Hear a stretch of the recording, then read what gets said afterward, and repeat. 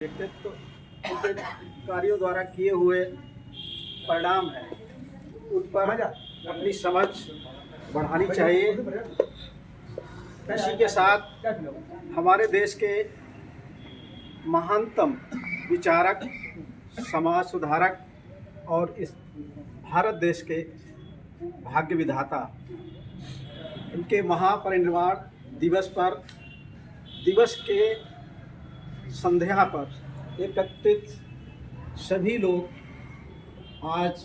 श्रद्धा सुमन अर्पित कर रहे हैं। इसी कड़ी में जो वार्तालाप का कार्यक्रम है, इसमें कुछ तथ्य ऐसे हैं, कुछ बातें ऐसी हैं जिन पर हमें विचार करना चाहिए और उनकी प्रेरणा के साथ हमें उनके पद चिन्हों पर या उनके कार्यों को अपनाने के लिए प्रेरित होना चाहिए और चलना भी चाहिए, जिससे समाज में आने वाले समय में परिणाम आए। संक्षेप में कुछ बातें बाबा साहब के किए हुए कार्यों की। आज से ठीक 100 साल पहले, 120 साल पहले, 110 साल पहले हमारे देश में क्या व्यवस्था थी, क्या अवस्था थी, किस रूप में था, उसको दूर करने के लिए जिन महापुरुषों ने काम किया उनमें सबसे अग्रणी डॉक्टर बी.आर. अम्बेडकर जी हैं। उनके द्वारा किए हुए कार्य या उनके द्वारा जो योगदान दिए हैं उन पर हमें जाना चाहिए। उसमें सबसे अहम बिंदु है वो है शिक्षा, और शिक्षा शिक्षित ही तक सीमित नहीं होनी चाहिए। शिक्षा की जो उच्च शिक्षा है, जो सबसे उच्च शिक्षा है, उसको ग्रहण करके हम वास्तव में एक अच्छे नागरिक बन सकते हैं, समाज के लिए, राष्ट्र के लिए और विश्व मानव सभ्यता के लिए। साथ ही अर्थ के क्षेत्र में जो उन्होंने काम किया उस पर भी हमें जाना चाहिए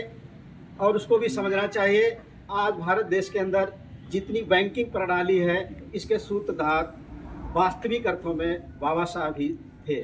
जिससे आज हमारे देश में जो बैंकों का चलन है, बैंकों के जो कार्य हैं, उनके जो परिणाम हमारे सामने आ रहे हैं, उनको और ज़्यादा बढ़ाने के लिए और उनको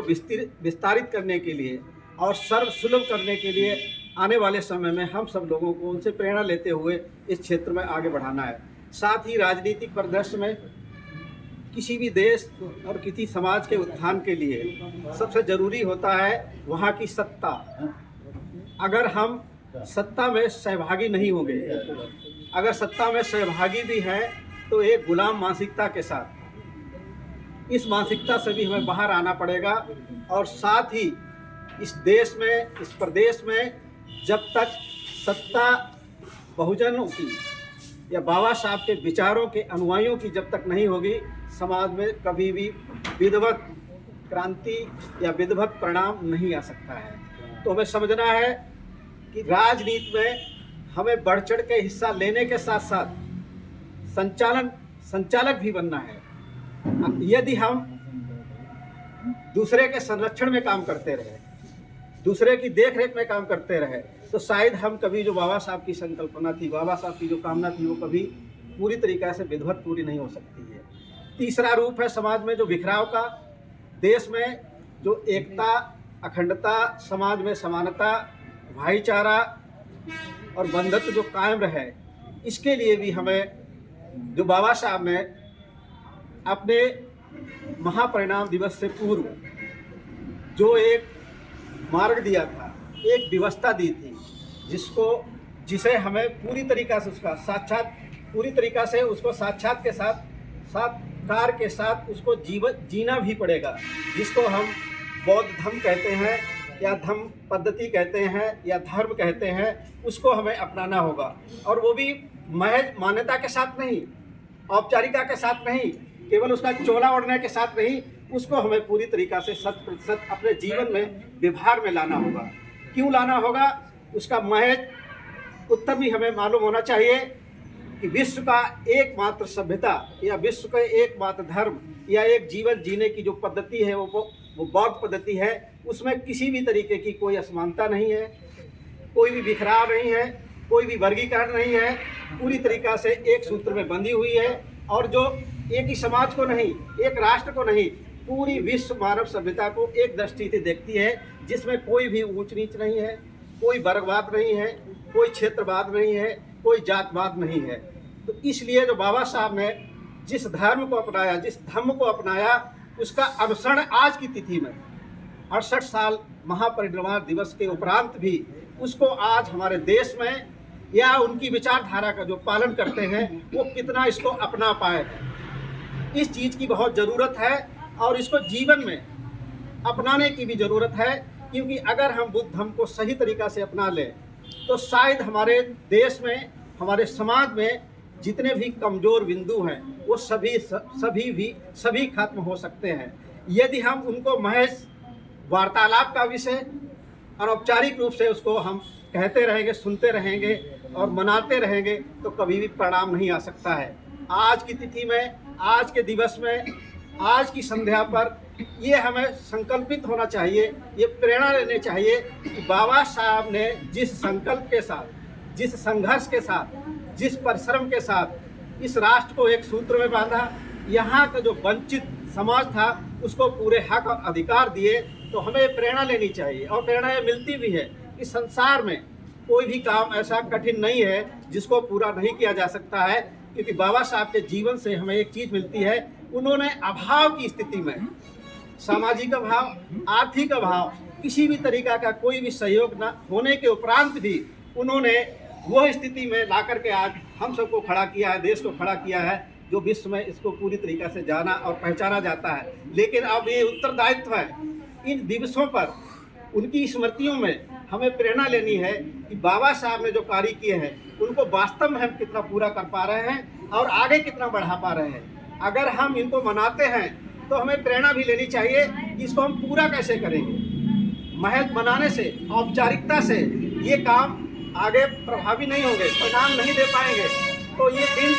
ये संध्या और ये दिवस, इनका मूल्य जब ही है जब हम अपने महापुरुषों के, अपने विचारकों के, खास करके बाबा साहब के विचारों को, उनके कृत्यों को, उनके योगदानों को पूरी तरीक़ा से अपनाएं और उनका अनुसरण करें और उनसे हम आगे बढ़ें। तो शायद जितने भी क्षेत्र हैं, चाहे वो राजनीति का क्षेत्र हो, अर्थ का क्षेत्र हो, शिक्षा का क्षेत्र हो, समाज में भाईचारा का क्षेत्र हो, कोई भी क्षेत्र ऐसा नहीं रहेगा जिसमें कोई कमी रह जाए। सभी के सभी पूरे किया जा सकते हैं, लेकिन हमें बाबा साहब के जो कार्य हैं उनके अनुसार ही चलना पड़ेगा और पूरा उनका पालन करना पड़ेगा और उन्हें पूरी तरीक़ा से व्यवहार में लाना पड़ेगा। और कतिपय समाज में जो छोटी छोटी काम चल रहे हैं जिनको हम संस्कार कहते हैं, उन पर भी थोड़ा सा हमें जाना चाहिए कि आज की तिथि में हम ऐसे समाज में रहते हैं जहाँ पर हमारी पैदाइश का आर्थिक उपज है उसका अधिकांशता हम पैसा अपना, जो हमें अपने समाज को, अपने परिवार को, अपने राष्ट्र को मजबूत करने में लगाना चाहिए, वो हम देखते हैं शादी संस्कार है, वाहियात बेफजूल खर्चा। जब किसी तरीक़े से शादी का रूप बिगड़ता है तो हम संविधान के पास जाते हैं, कानून के पास जाते हैं और उससे पहले हम उनके प्रारूप जो अपनाते हैं उनको देखिएगा कितने वाहियात, बेफजूल, बेसमय नष्ट करने वाले हैं। साथ ही अन्य जो मृत्यु संबंधी या जन्म संबंधी जितने भी काम हैं उन पर भी हमें जाना चाहिए कि उनका मूल्य कितना है, उनके पीछे हम समय कितना नष्ट करते हैं, उनमें पैसा हम कितना नष्ट करते हैं। हमें इन कामों से दूर होना पड़ेगा और दूर जाना पड़ेगा, क्योंकि इनसे समाज की, राष्ट्र की कोई भी भलाई नहीं हो सकती है, इससे कोई भी समृद्धि नहीं आ सकती है। समृद्धि आ सकती है किससे? समृद्धि उन चीज़ों से आ सकती है जिन कामों पर हम इनको खर्च करते हैं, उनके लिए हमें संस्थान खोलने चाहिए। उनसे हमें अपने बच्चों को पढ़ाई के लिए अच्छे विद्यालय, विश्वविद्यालय तैयार करने चाहिए। उन पर हमें एक रूप अकेले में नहीं तो संख्या के साथ में उन चीज़ों को आगे बढ़ाना चाहिए, तब जाकर के हम समाज को समृद्ध कर सकते हैं, राष्ट्र को समृद्ध कर सकते हैं। अन्यथा की दशा में अगर हम जो परंपरागत ढांचा है उसके अनुसार ही जीवन यापन